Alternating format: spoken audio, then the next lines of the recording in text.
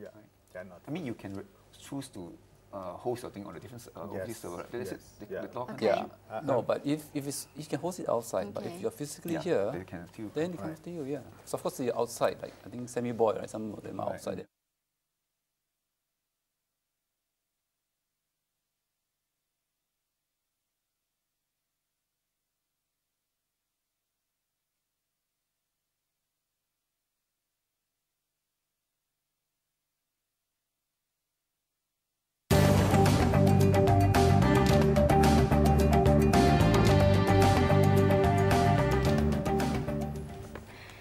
Welcome back to Talking Point. We're discussing whether we should, even if we could, regulate new media. Now, we were earlier talking about what current regulations are in place now. Prof, could you tell me what punishment is there now for anyone who possibly flouts the Internet Code of Practice, let's say?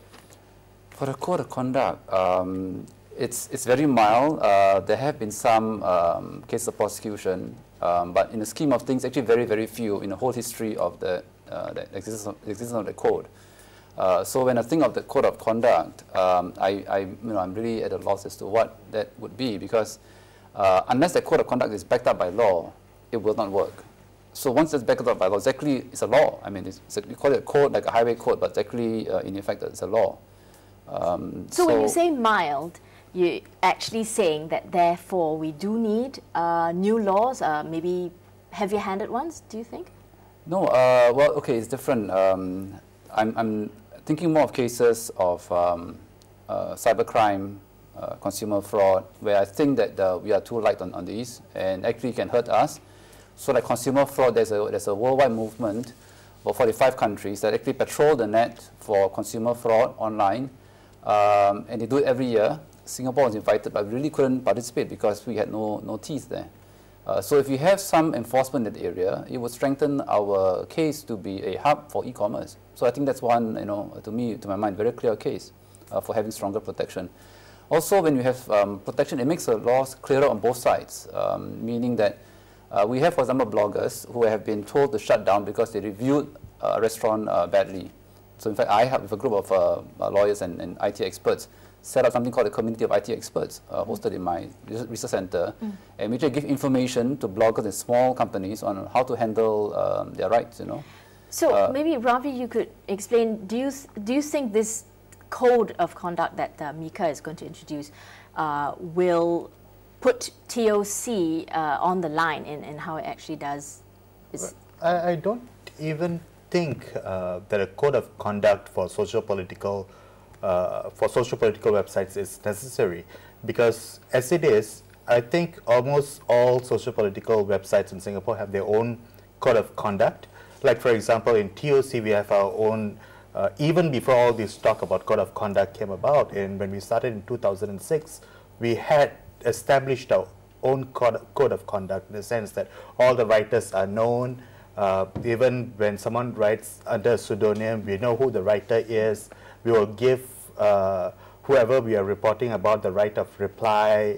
So you're talking about self-policing, yes, then. Do you think, Mr. Baey, that self-policing in Singapore is enough? Do we really need the government to step in? Also, do you think Singapore netizens are mature enough to self-police? I believe it is a combination of all three: government regulation, industry's sort of efforts, as well as public education. So whether it's a consumer on online information, whether as blog owners like TOC or the government, I think all three parties must come together.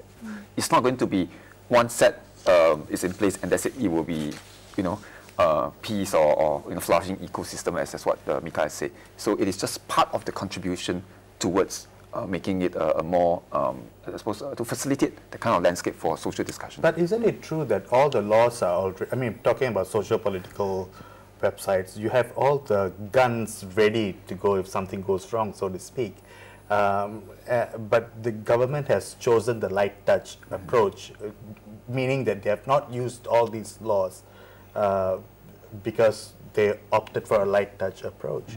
So it's not that there is a lack of regulation. There are enough regulation in place. If they want to close down a website, if they want to go after somebody, for example, inciting racial, religious sentiments, they could go after someone, and they have done that in the past. And I think the public will agree that that is necessary. Yes, of course, I agree. Yeah. So the teeth is there for the government to bite if necessary. Yes. But the approach, where they say light touch or heavy-handed, I think that's where the deviation can come in. Can I check with you? You know, you mentioned this code of conduct. What if there's an error on your website? Is there a way to correct that? Do you correct that? Yeah, I mean, just to add on to that, what sort of guidelines do you have currently in place to decide what goes on and what gets taken down? Well, we always give whoever we write about a right of reply. So if there's a misinformation in our report or article, if it's about the government, they can always write in to us to correct that misinformation. So have you ever corrected? Yes, of course. NTUC has written in to us to explain why they closed a certain branch, and we have put up their What reply. about comments that come in from the public, not necessarily written by the core team in TOC, but comments to these, commentaries that you put on? How do you police that? We do moderate comments as well. Of course, we are a volunteer-run website, meaning we don't have people looking at the comments and so on 24/7 every day. But in addition to moderating the comments, if someone highlight that this comment is about them and it's not too good, we do have a look at it and decide if... Have you ever had to? Yeah, of course we have. Okay. Yeah. I see. So if people object to certain comment, they can appeal to you to delete those comments. Of course, and they have, and we have acceded to their request as well. If it, in some cases. And besides responding to complaints or feedback, do you voluntarily delete comments, and on what basis? Okay, I'll stop you there now. We'll get that answer after the break.